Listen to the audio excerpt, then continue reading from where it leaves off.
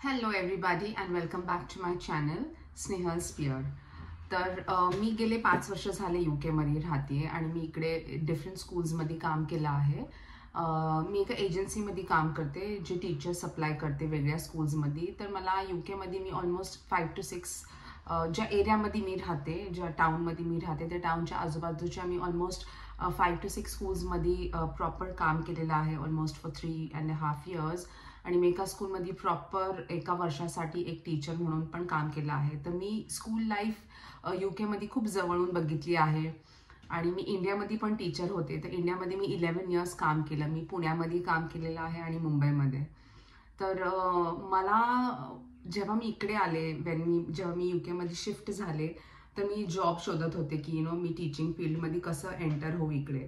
तर मी ज्या स्कूलमध्ये माझे मुलं जायचे तर त्या स्कूलमध्ये मी इकडे प्रिन्सिपल नसते, ते हेड टीचर असते. तर मी हेड टीचरला नेहमी विचारायचे की तुमच्याकडे जॉब आहे तर लेट मी नो. तर तिने मला विचारलं की यू नीड अ क्वालिफिकेशन. तर मी तिला सांगितलं की I am a qualified teacher आणि मला 11 years ऑफ टीचिंग एक्सपिरियन्स आहे इंडियामध्ये अँड लाईक मला आवडेल इकडे काम करायला. तर मग ती मला कॉन्स्टेबल मग तिने मला बोलली की तू व्हॉलंटियर कर स्कूलमध्ये. तर मी फर्स्ट माझं इकडे UK एक्सपिरियन्स स्कूल्समध्ये होतं ते मी एक व्हॉलंटियर म्हणून काम केलं होतं. तर व्हॉलंटियरमध्ये म्हणजे फक्त तुम्ही जाऊन स्कूलमध्ये तुम्ही टीचरला हेल्प करता, लाईक यू हेल्प, तुम्ही फक्त बघता तिला. आणि हे एक व्हॉलंटियर म्हणजे तुम्हाला पैसे मिळत नाही, तुम्ही फक्त जाऊन तिकडे हेल्प करता, तुम्ही बघता कसं टीचर काम करते आणि देन यू गेट एक्सपिरियन्स. तर असं मी ऑलमोस्ट 6 monthsसाठी त्या स्कूलमध्ये जाऊन मी व्हॉलंटियर केलं. आणि मग नंतर एक टीचर होती तिकडे, तिचं नाव मिसेस कॅश होतं. तर ती मला बोलली की यू आर गुड, तर तू एक एजन्सी का नाही जॉईन करत. तर मग मी बोलली ओके ठीक आहे. आणि मग तिने मला एका एजन्सीचा नंबर दिला आणि मी एजन्सीमध्ये मी एनरोल केलं स्वतःला.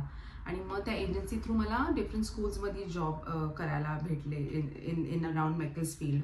तर मला छान एक्सपिरियन्सेस होते. मला कधीही काही ऑड एक्सपिरियन्स आलेला नाही आतापर्यंत. ऑलमोस्ट 4 वर्ष झाले मी इकडे स्कूलमध्ये काम करते. मला कधीही कोणता ऑड एक्सपिरियन्स आलेला नाही आहे. आणि मुलंच असतात, इंडियामध्ये असो किंवा UK मध्ये असो, मुलं तितकेच लवनी माझ्याकडे यायचे. आणि it was the best thing ever, like experiences about working in different schools.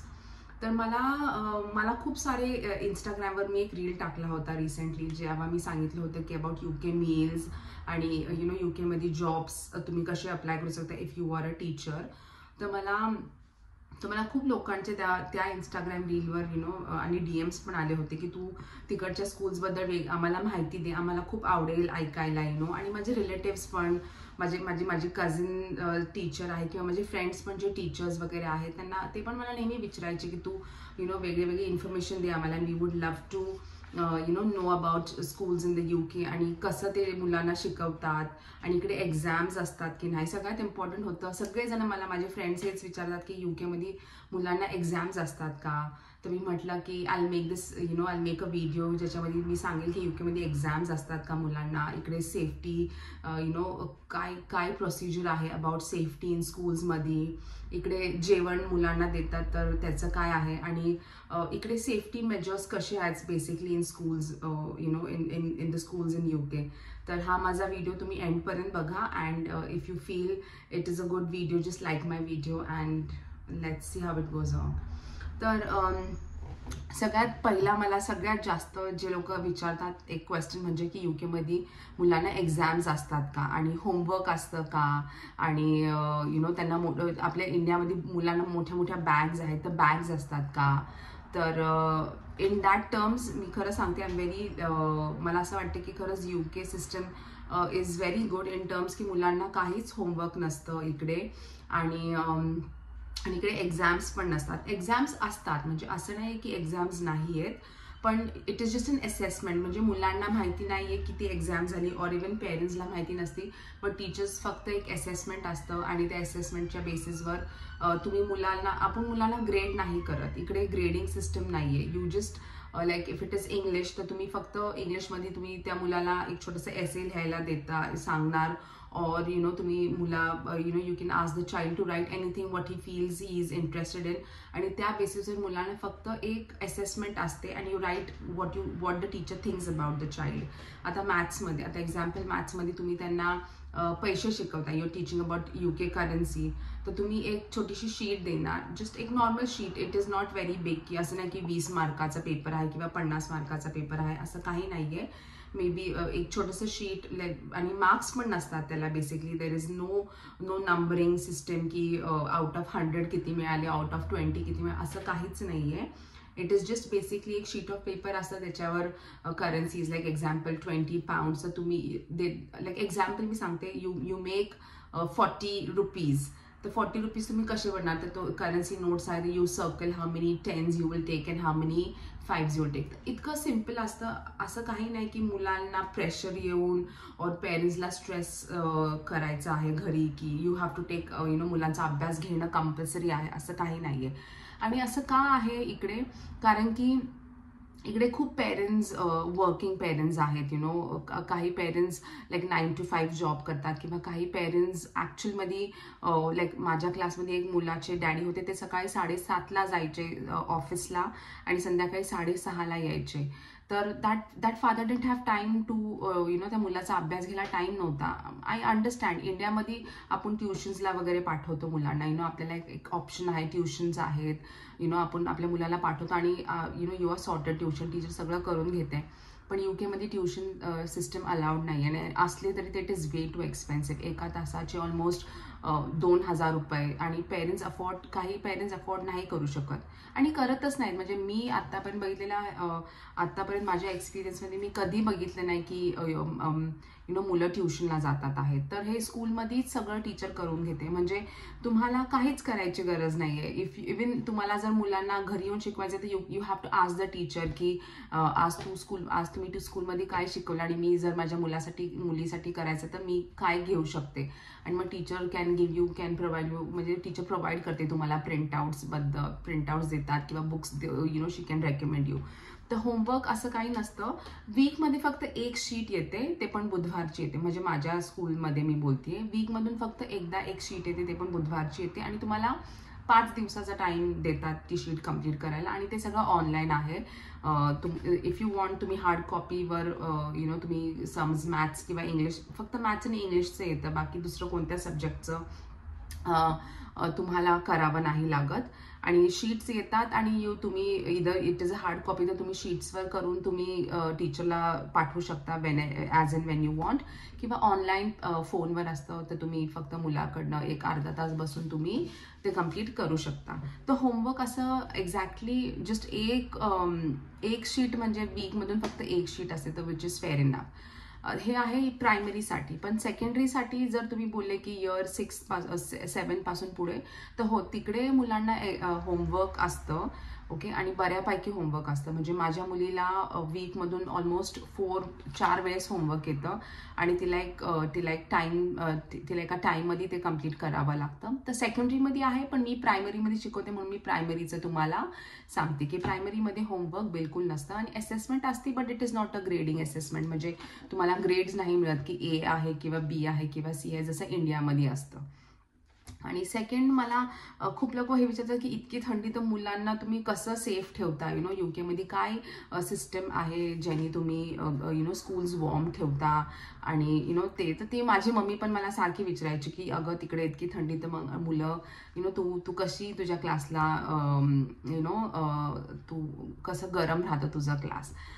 तर UKमध्ये अच्छा, मी तुम्हाला अजून एक सांगायची गोष्ट आहे की UKमध्ये नर्सरी असते, आणि पहिला रिसेप्शन क्लास असतो. रिसेप्शन म्हणजे इंडियाचा ऑलमोस्ट इयर 1. ओके, म्हणजे जेव्हा तो रिसेप्शन असतो, आणि नंतर इयर 1, 2 आणि 3, 4 आणि 5 आणि 6 हे प्रायमरी असतं, आणि सेकंडरी इज इयर 7, 8, 9 आणि 10.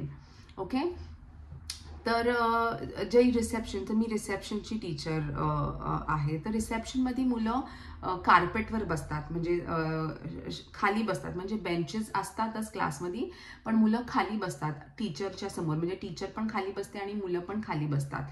तर कार्पेट असतात, थिक कार्पेट्स असतात. आणि रिसेप्शनमध्ये जनरली रिसेप्शनमध्ये एक प्ले एरिया असतो. म्हणजे 80% प्ले असतं आणि 20% अभ्यास असतो. तर जर एक लेसन 45 मिनिट्सचा असतो, रिसेप्शनमध्ये मी बोलतेय, 45 मिनिट्सचा लेसन असतो, तर त्याच्यामध्ये फक्त तुम्ही एक 45 मिनिट फक्त तुम्ही 10 मिनिटं शिकवू शकतात त्या क्लासला. म्हणजे मुलांचं attention span is only for 10 minutes. फक्त 10 मिनिटं तुम्ही शिकवायचं, 5 मिनिटं रिव्हिजन, आणि बाकीचे जे उरलेला टाईम आहे त्या टाईममध्ये मुलं जाऊन चूज करतात म्हणजे तिथे वेगळे वेगळे सेक्शन्स आहेत, प्ले एरियाज आहेत, तिथे जाऊन खेळतात. आणि मग जेव्हा हे मुलं खेळत असतात म्हणजे तुम्ही 10 मिनिटं तुम्ही शिकवलं, 5 मिनिटाचा टाईम आहे तुमचा रिव्हिजन टाईम, आणि मग मुलं जाऊन खेळतात. आणि त्या टायमामध्ये जेव्हा मुलं खेळत असतात तेव्हा मी ॲज अ टीचर जाऊन प्रत्येक मुलासंगती जाऊन मी त्या लेसनबद्दल त्यांच्याकडनं लाईक मी त्यांच्याकडे अजून इन्फॉर्मेशन फाइंड आउट करेल, किंवा त्यांना काय समजलं नाही मी ते त्यांच्याकडनं शिकून घेईल. तर हे एक जनरली क्लासचा रुटीन असतो. आणि इकडे मुलांना यू कांट लाईक आपण एखाद्या गोष्टी शिकवली आणि आपल्याला एक्सपेक्टेड असतं की मुलांनी हेच आन्सर द्यावं, तर नाही. We have to be open to all kind of answers. आणि इकडे तुम्ही मुलांना असं अब्रप्टली नाही बोलू शकत, no it is not correct. म्हणजे हे असं बोलू शकत नाही की no it is not correct. म्हणजे I tell you, I put forward की एक्झाम्पल मी बोलले की रात्रीचा 8 वाजता अंधार होतो. लाईक जनरली लाईक इंडियामध्ये रात्रीचा 8ला अंधार होतो, पण इकडे होत नाही रात्रीचा अंधार. तर मुलं बोलू शकतात की नाही, it doesn't gate dark at 8 PM.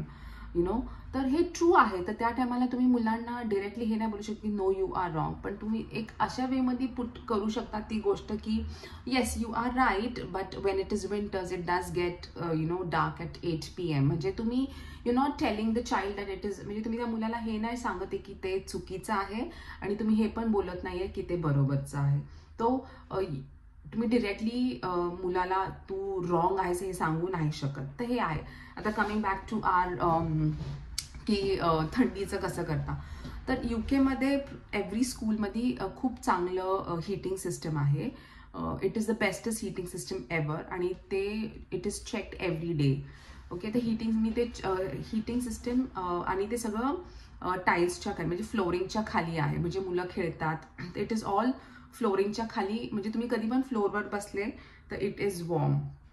तर फ्लोरिंगच्या आतच हीटिंग सिस्टम आहे, आणि इट इज व्हेरी गुड. आणि इकडे हीटिंग सिस्टम चेक करायला रोज सकाळी एक व्यक्ती येतो, आणि तो सगळ्या स्कूलचं हीटिंग सिस्टम चेक करतो, अलार्म्स चेक करतो, लाईटचे बल्ब्स चेक करतो, फिटिंग एव्हरीथिंग. जे सकाळी in terms of security with kids सगळं सकाळी 7 वाजता 7-7:30च्या अगोदर हे सगळं चेकिंग होऊन जातं. आणि जर काही प्रॉब्लेम आहे हीटिंगमध्ये और काही सिस्टममध्ये इश्यू आहे, तर ग्लिच आहे वगैरे, तर ते मेक इट अ पॉईंट करतात की ते त्याच दिवशी ते रिझॉल्व्ह हो. आणि जर नाही झालं तर you send and email to the parents saying की स्कूलमध्ये असा इश्यू झालेला आहे, आणि give us some time, so you send your kids with proper schooling. तुम्ही त्यांना चांगलं थिक कपडे घालून पाठवा. तर हे आहे स्कूलिंगचं अबाउट होमवर्क आणि अबाउट कसं तुम्ही स्कूलला वॉर्म ठेवता. आता थर्ड खूप इम्पॉर्टंट मला विचारतात की UK मध्ये सिक्युरिटी वाईज तुम्ही काय फॉलो करता.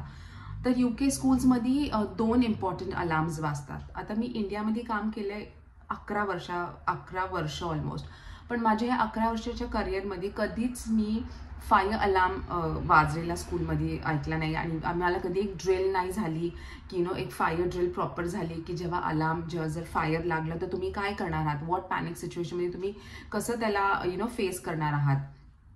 I never had it. आणि लाईक इनिशियली असं कधीच नव्हतं, पण नंतर I remember Father Nelson Saint जूड्समध्ये आले, आणि त्यावेळेस फर्स्ट टाइम एक फायर ड्रिल झाली होती, वेअर आम्हाला फायर प्रॉपर सांगितलं की ड्रिल झाली तर तुम्ही किती मिनिटात तुमच्या मुलांना क्लासच्या बाहेर आणू शकता.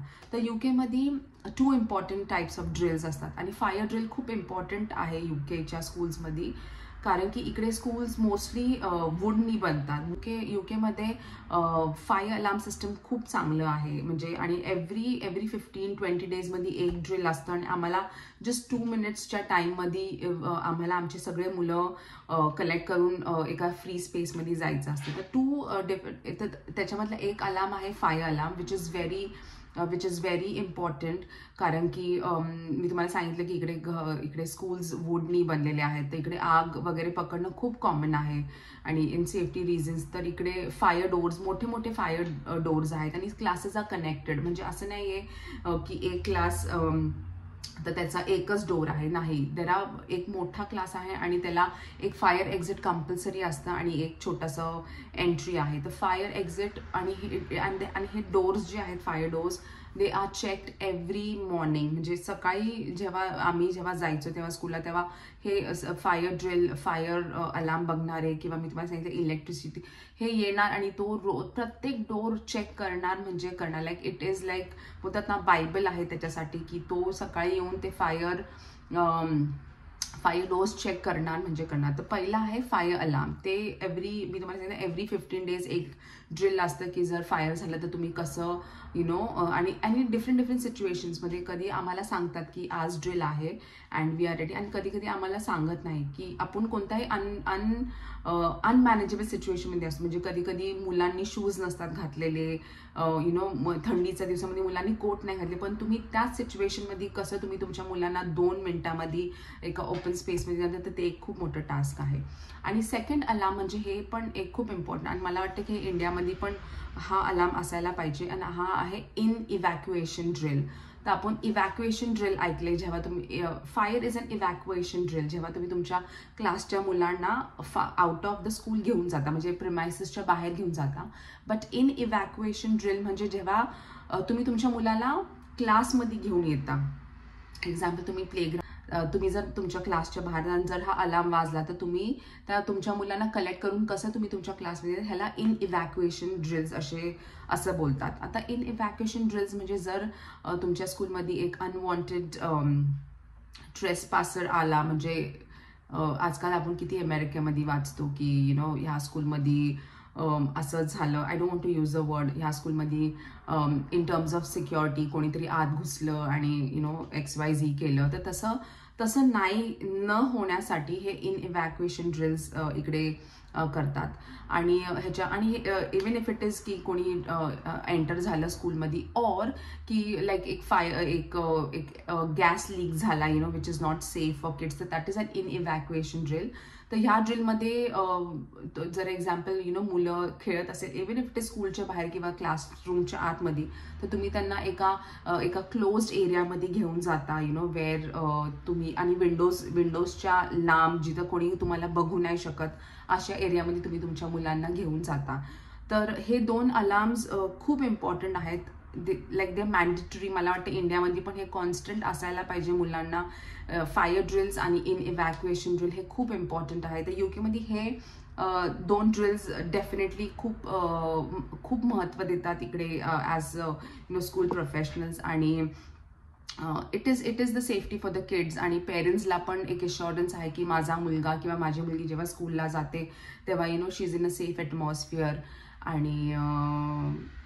आणि हे आहे लाईक हे काही पॉईंट्स मी आज तुम्हाला सांगितले माझ्या व्हिडिओबद्दल. पण जर तुम्हाला अजून काही इन्फॉर्मेशन माहिती पाहिजे असेल अबाउट UK स्कूल्स, आणि तुम्हाला जस्ट एक्साइटमेंट असेल की तुम्ही कसं काय वेगळं आहे, तर मला तुम्ही प्लीज कमेंटमध्ये सांगा. आणि जर तुम्हाला माझा हा आजचा व्हिडिओ आवडला आहे, ऑलमोस्ट 20 मिनिटाचा व्हिडिओ आहे हा, तर प्लीज माझ्या व्हिडिओला लाईक करा. And God bless and thank you.